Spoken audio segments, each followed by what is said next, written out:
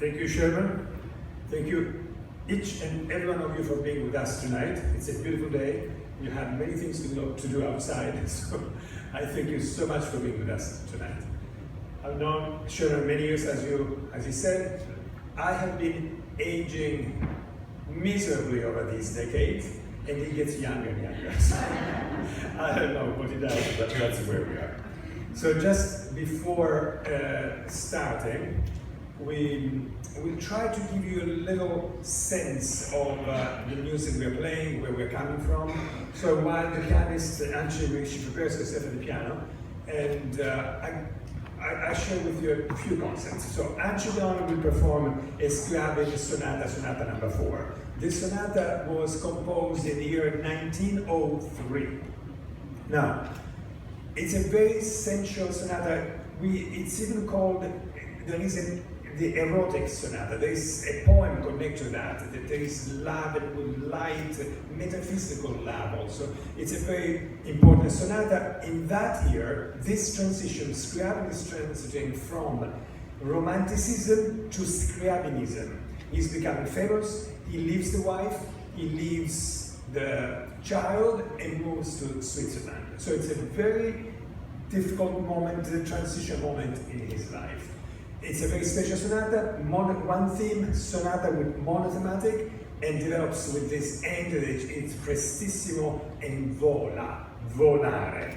Let's remember this, volare means to fly.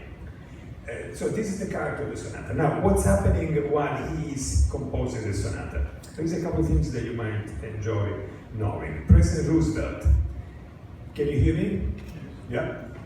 He closes the post office in India, I believe it's Indianola, Missouri, because they refused to accept the post office mistress because she was black. So this is while Scriabin is composing this piece. At the same time, in Russia, the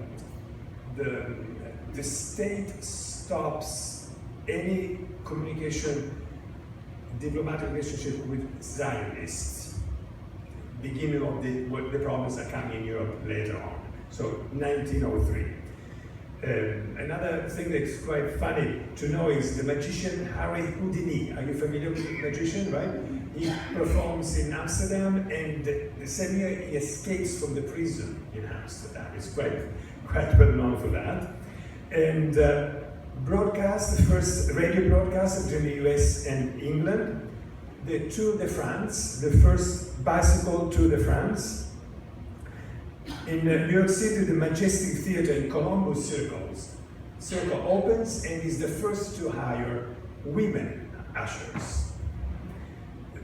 Just to give a sense of the world around what's happening around this vortex you're going to hear with Scriabin. The Wizard of Oz in New York City premieres as well.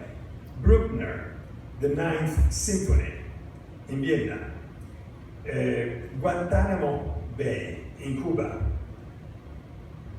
Cuba leases Guantanamo State to the US, and then becomes immediately the Guantanamo Naval Base.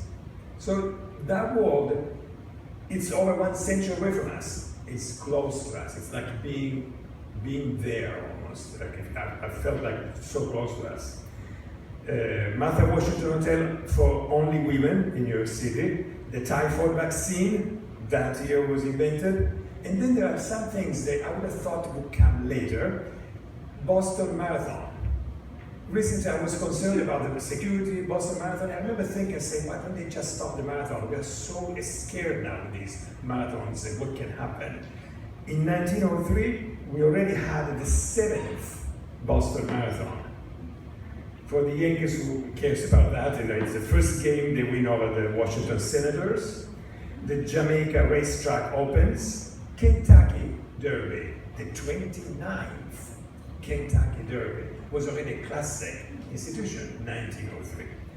I'm saying these things because the music may sound to you very modern, very new, but in fact it's not. It belongs to that year. This is happening all around this composition, 1903, 1904, exactly around this composition, while he's composing.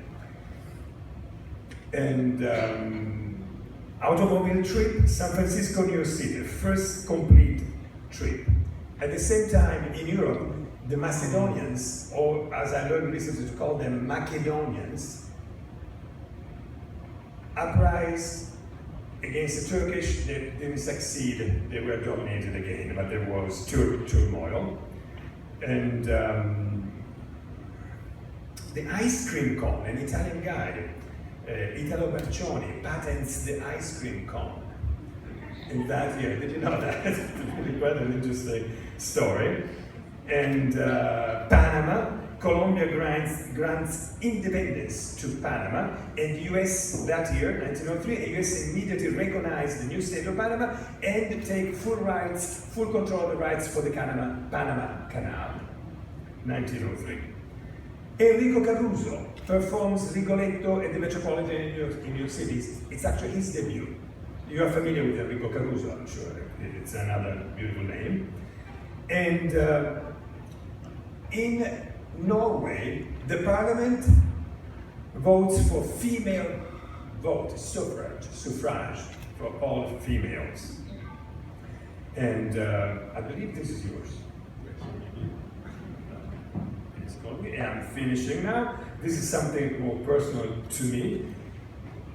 Williamsburg Bridge in New York City, because we live right. Our terrace looks at the bridge. Opens that year between Manhattan and Brooklyn. Let's enjoy our Scriabin number 4.